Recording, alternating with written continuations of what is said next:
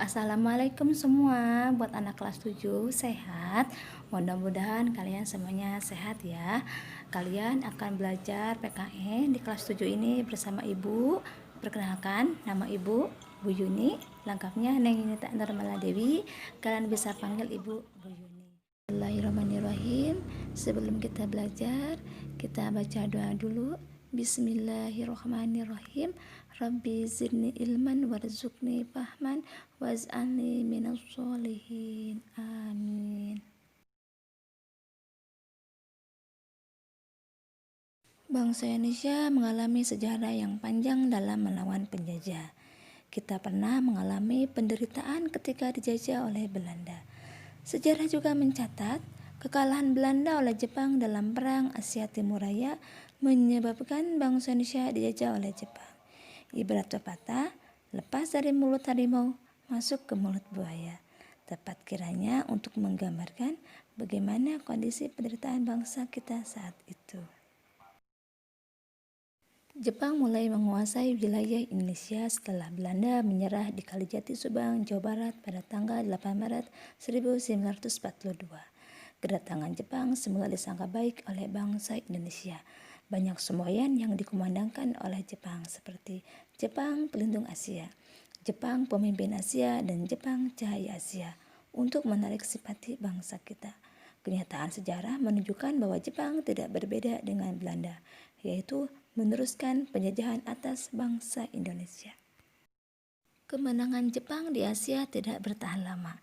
Pihak sekutu Inggris, Amerika Serikat, dan Belanda melakukan serangan balasan. Satu persatu daerah yang dikuasai Jepang kembali ke tangan sekutu. Melihat hal itu, pada peringatan pembangunan Jawa Baru tanggal 1 Maret 1945, Jepang mengumumkan pembentukan Dokumentasi Junbi Kosakai atau Badan Penyelidik Usaha-Usaha Persiapan Kemerdekaan Indonesia atau BPUPKI untuk menyelidiki usaha-usaha persiapan kemerdekaan. Janji Jepang membentuk BPUPKI direalisasikan pada tanggal 29 April 1945 bersamaan dengan hari ulang tahun Kaisar Hirohito. Secara resmi BPUPKI dilantik oleh Jepang dengan anggota berjumlah 62 orang yang terdiri atas tokoh-tokoh bangsa Indonesia dan 7 orang anggota perwakilan dari Jepang. Ketua BPUPKI adalah Dr. KRT Rajiman Widyo Diningrat dengan 2 wakil ketua yaitu Iji Bangase Yusio dari Jepang dan RP Suroso.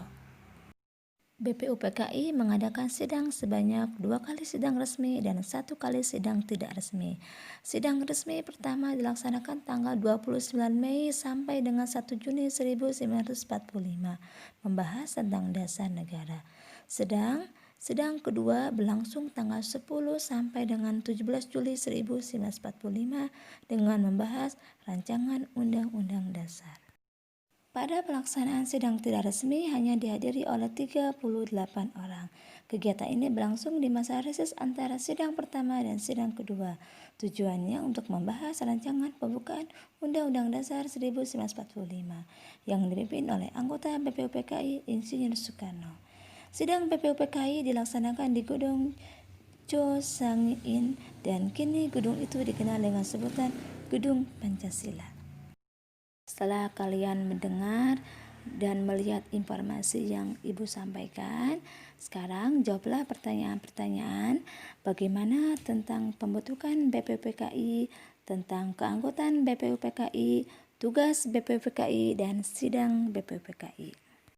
Tulis jawaban kalian di buku catatan PKN dengan rapi dan jelas, lalu fotokan ke nomor WA lewat Japri. Ibu tunggu secepatnya ya.